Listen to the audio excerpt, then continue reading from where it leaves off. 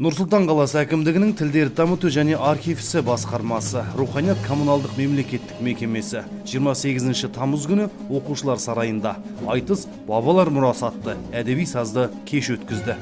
Кешті айтыскер ақын Аманжол Әлтай жүргізді. Қазіргі таңда алып Алатаудың етегінде үлкен еңселі еңбек жасап жатқан айтыстың қаш жүйрігі Рүстем Қайыртайұлын ортаға шақырғым келеді. Қарсы алыңыздар. Рүстеммен айтысатын мынау Түркістан екі дүние есігеді деп кешегі Мағжан айтқандай, қасиетті Түркістанда туып, бүгін Астананың төрінде үлкен ұлағатты ұстаздық еңбек етіп жатқан айтыстың жас бөрілерін дайындап, айтыс мектебінің орнығуына үлкен еңбек қосып жатқан біздің Еркебұлан Қайназаров деген керемет ақынымыз. Қарсы алыңыздар. Ал енді екі ақын айтыстың негізгі формасын сақтауды өтінеміз. Сіздердің айтыстарыңыз қайым айтыс. Бірге тамашалайық. Бірінші жұп Рүстем мен Еркебұлан қайым айтыстың тамаша үлгісін көрсетті. Бұл шараның басты мақсаты ғасырдан ғасырға жалғасып, атадан балаға мирас болған айтыс өнерінің жандануына үлес қосу. Біздің дана халқымыз қашанда сөз бастаған шешендерді қолдаған, олардың өнерін жоғары бағалаған, оның ішінде айтыс өнері.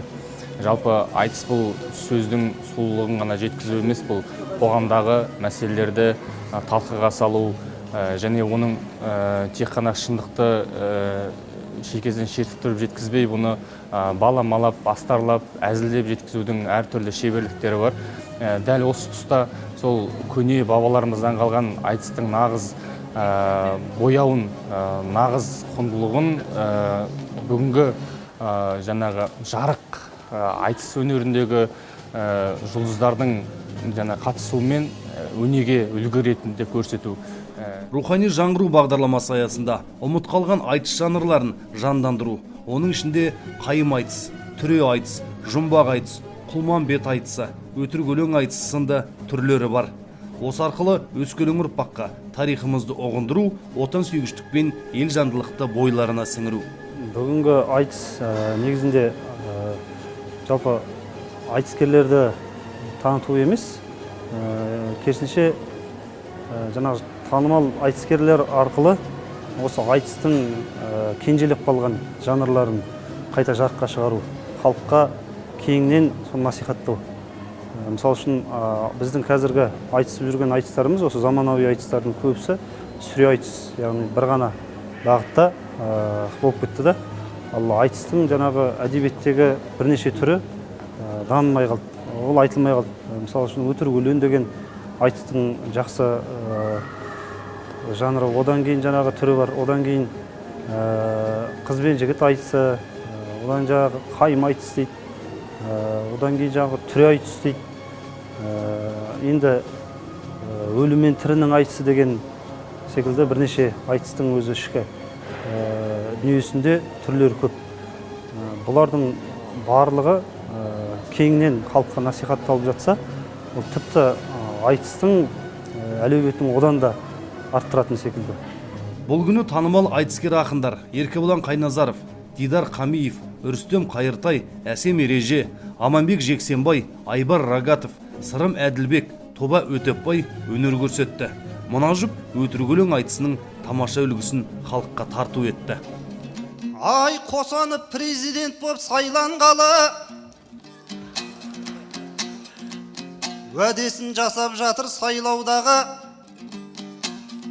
жемқорлықты жойды да түбірімен жағымпаздық дегенді қойған бәрі. Торғайды облыс қылып ашып берді, арқалықтың жанды қой қайран бағы. Содан сон Семейді де облыс қылып қуанып жүр ол жақтың наймандары. Олаздай Ұлабайдың атын беріп 2000 жылдығы тұр тойланғалы. Біз бүгін Еркебұлан Қайназаров деген ескі қарсыласым, ескі досым екеуміз қайым айтыс дегенді көрсетті. Қайым айтыстың. Біз сол сүреге үйреніп қалған, ұзын сонар кетіп қала жаздап, бірақ айтыстың осы бір негізі оңтайлы қайым айтыс деген. мәселе айтқанға да, қалжың айтқанға да, мысалы түйреп айтқанға да ыңғайлы. Мысалы Еркебұлан сорайған бойын айтып, мысалы сен ЛРТ сияқтысың дейді. Болмаса қоғамдағы ең бір қызып тұрған тақырыптарды осы қайым айтыс арқылы жеткізу оңай екен.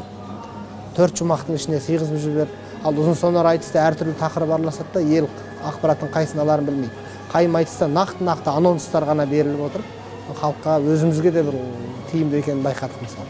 Бабадан қалған асыл өнер айтысымызды халық сағынып қалыпты. Айтыс болады деп естіген жұрт түгел келді. Зал лық толы болды. Қазақ халқының төл өнері саналатын айтыстың түрлерін топтастырып бір сахнада көрсету, жұртшылыққа насихаттау бұрын соңды қолға алынбаған шара екен.